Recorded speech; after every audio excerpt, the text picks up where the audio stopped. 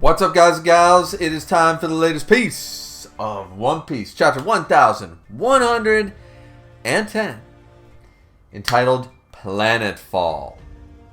Not a bad title considering what, the planets, stars, are sort of an interchangeable, little bit of a mix there, but boom. Alright, let's just talk about it. It's going to be the thumbnail. We get not just Saint Saturn, we get all the other Gorosei forms, all 4 forms. Let's go. And most of them seem to be based on, like from the Kojiki and like mythology of Japan and stuff like that. Yokai, right? Demons.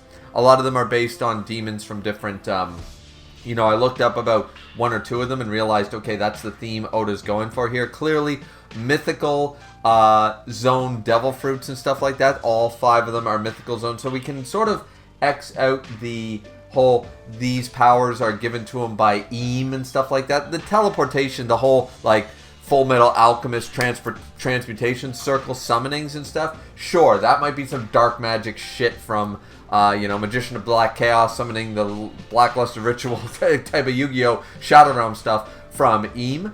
But for right now, these are clearly devil fruits. And look no further than not only is the chain on Saint Saturn, if anybody was doubting, but we also see when what's his name? Saint Nijoro?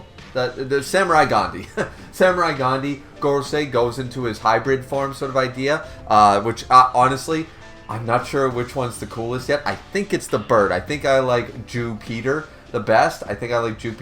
But the skeletal horse, I'm thinking, okay, we doing 4 horsemen of the apocalypse look? Or are we doing Death's horse here? Because it's this skeleton bone horse thing.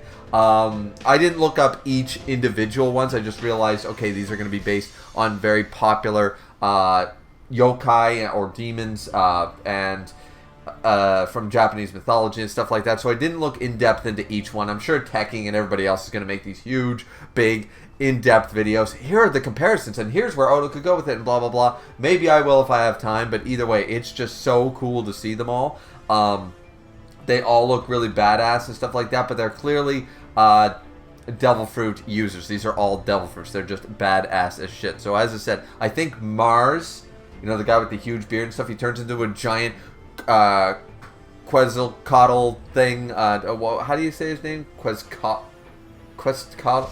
Anyways, the Thunderbird thing from Final Fantasy VIII, right? I'm like, okay, this crazy big bravery from Pokemon, this crazy big, and what was that bird Aeon one from Final Fantasy X? Anyway, looks just so majestic, all the feathers, all the craziness, all the sharp teeth, the beak and all that, just really intricate design and stuff like that, looks really cool.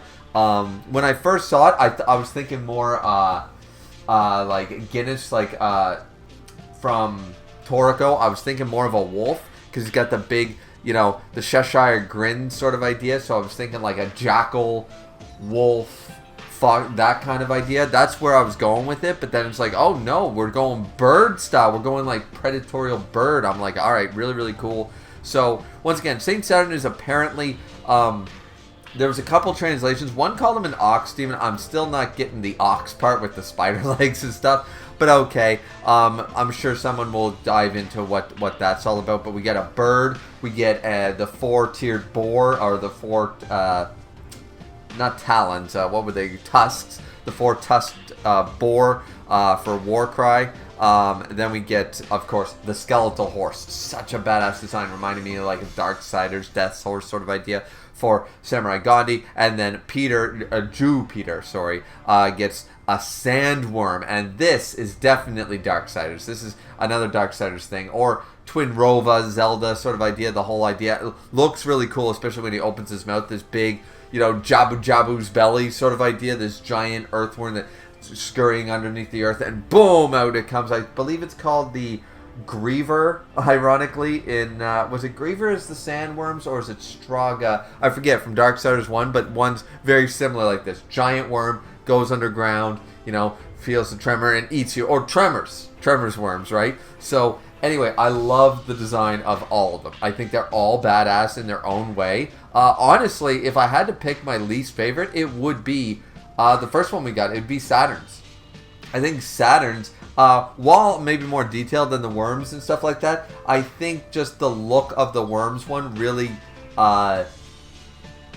I think it's simplistic in the best possible way. The skeletal horse and the bird are detailed in the best possible way. The boar just looks more intimidating and badass than the spider, apparently ox-looking thing. Either way, the 5 Eldar planets looking amazing. They are so cool. They really are. This is what I'm here for. So as I said, transmutation, full metal alchemist, black magic shit happening to summon them and stuff that's probably EAM level shit. All of them have hockey, but they're all definitely devil fruits because, once again, look no further than Saint Saturn with his ring for hybrid form stuff, and then or awakening, sorry, not hybrid, awakening form, and then because Lucci had it, Luffy has it, and now Saturn has it, and then when Samurai Gandhi goes into his half, which looks so cool. He uses his sword while in a skeletal horse form. It's like, oh my god, this is so cool. This is so badass. And I'm like, yeah, alright, this is what I'm here for. This is what we play for. Oda, Vegapunk might be a disappointment. This arc might be like hit and miss. But when it hits, he's hitting. He's knocking them out of the park. Let's fucking go. So, absolutely amazing. Now, a lot of people I already saw, because this chapter only dropped today, I already saw some people saying, really? Oda didn't put like some nod or some thing into this chapter for obviously the passing of the greatest mangaka of all time, Akira Toriyama. And I'm like, give him a bit. Give him a couple months, give him a couple weeks, give him some time. I'm sure he'll work something in the background or something that someone will catch. It'll be a naming scheme. It'll be a number. It'll be a design. He'll do something as my guy. He'll do something like that. Don't you worry about it, because that's what these guys do. They are close-knit like that. Because seemingly tend to be very a close family, close community, that kind of idea. So don't worry yet. It'll be a cover page. It'll be something. He'll do something in the story of One Piece. Trust me. Don't you worry about that. At what point, I don't know. But once again, it just sort of happened, guys. He wasn't gonna redo storyboards. You got to remember how hard these guys work. He'll work something in. Trust me. Or maybe I'm missing something and it's already here. Maybe I'm already missing it. Who knows? But don't worry about it, because I did see some people already ask that. That's the first thing. After you pass all the hype for the Gorosei designs, that's the first thing people are still talking about. And granted, I understand. I think there was somebody said something about they want to make a life-size, Rocky Balboa-size Goku statue in Mexico City, because Latin America loves Dragon Ball. They love that man. They loved him to death. So I heard they're petitioning to put one right in town square or something like that. Something crazy. So I get it, 100%. These guys, once again, the Gorosei, they look so cool. And Samurai Gandhi here is just, once again, looking so badass when he just half form. He basically turns himself into a centaur, whatever. And he's still got his, we assume it's the Shodai Katetsu or whatever, and it's clearly a black blade because he's using it. He's slicing and dicing, but no shot do we see afterwards, but it seems like he's paused them, he's frozen them in place, the recovery. And I'm thinking, okay.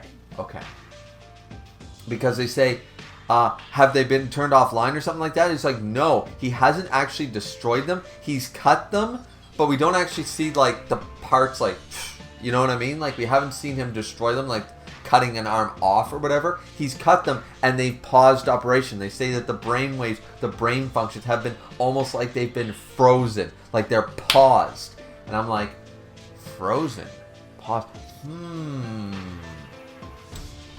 Death? Icy? Okay. Freeze, pausing time because as cold as death, as cold as ice. Okay, I see where we're going with this. Once again, I wasn't wrong to think skeletal death's horse, four horsemen of the apocalypse, the pale rider, the whole bit. Using, it just, it's cold as ice, cold as death, right? So a death stroke, if you will, from the sword. It's not, maybe it might be the Shodai Katetsu's ability, but I'm going to go off on a limb and say that this is part of the skeletal horse's ability. He's basically, he's making a living death, if you will, by freezing all the, So many connect the dots you can do. You can stack this shit. It's awesome. What a great chapter. What a bomb-ass chapter. So the pacifistas, they get cut. We see the marking, but even though he slices them, they're not cut in half and stuff. And then they go down and they just... And it's like... So he cut the brain stem. He froze it. He paused it. You know, all this stuff. It's just crazy. And then we see that the... oh, damn. Jupiter is not the bird. Right? Who's the bird? The bird's the other one. The bird is Mars. Right? Yeah, the bird is Mars. So Mars is flying already above the Sky Dome or whatever it's called, the Biodome, the Tracker Dome, whatever it is, and he's like gonna boom, he's gonna attack it and shit. He's crashing into this thing. He's trying to break the sphere. He's trying to stop this message, right? Because they got 7 minutes left. As I said, Samurai Gandhi's just going around cutting pacifistas. They're losing them like crazy. Luffy is now trying to fight Mars, the worm, but sorry. Yeah, Mars isn't the worm. Jupiter is the worm. So, trying to fight the giant-ass worm, the Twin Rova thing. No, Twin Rova. I keep saying Twin Rova. I mean, Majora's Mask. I said Twin Rova. That's the witches. I mean the other one.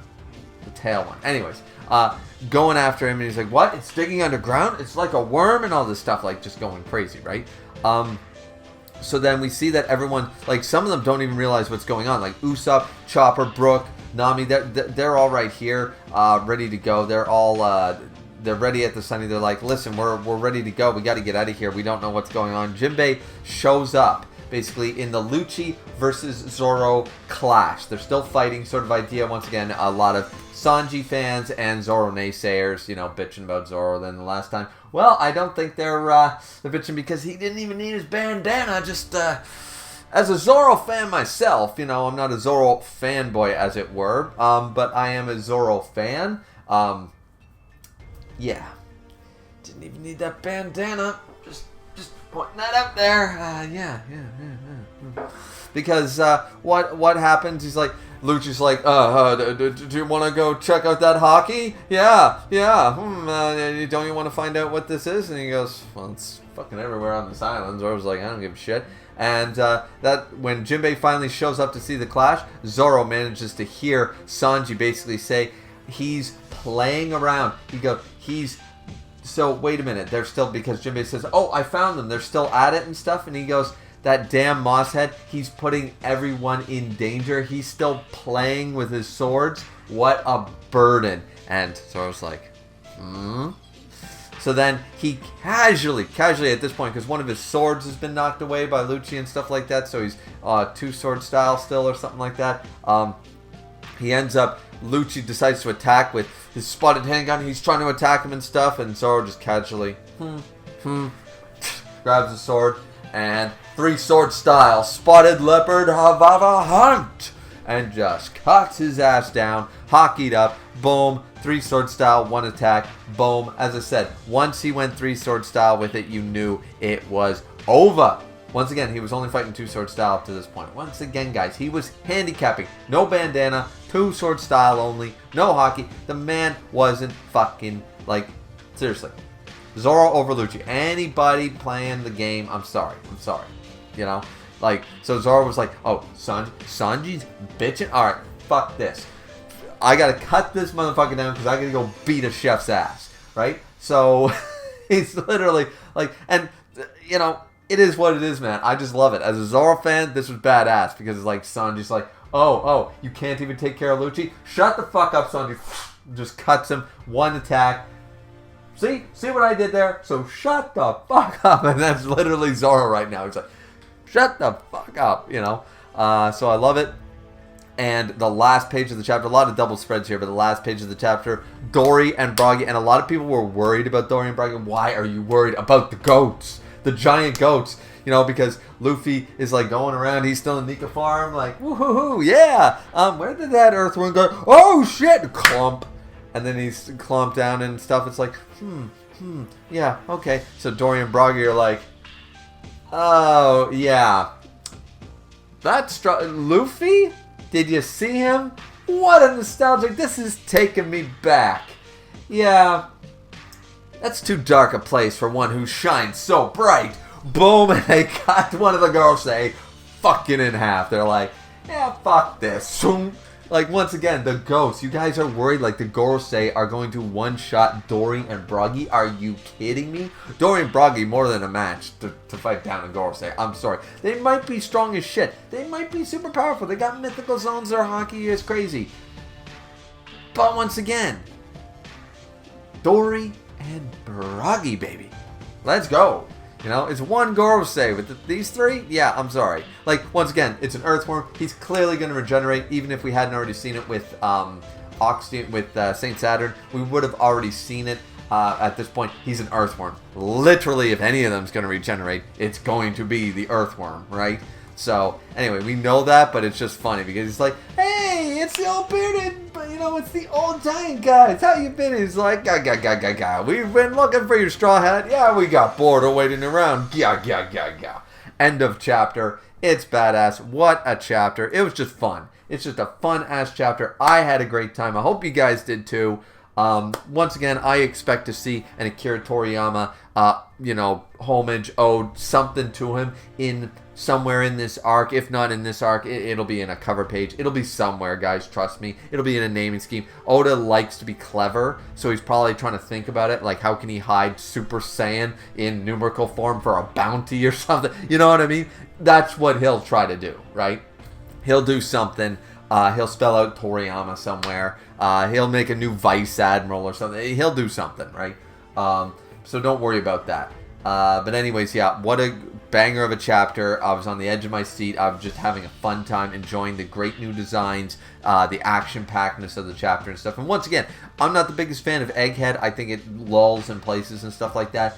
But when it's on, it's on. 100%. So I'll never not say that. So, but that's it for me, guys. Hope you guys enjoyed. Don't forget to like, comment, and subscribe as always. And we'll see you guys back here for the next piece of One Piece. One Piece, chapter 1111. 1111. Looking forward to it. Hope you guys are too. See you again.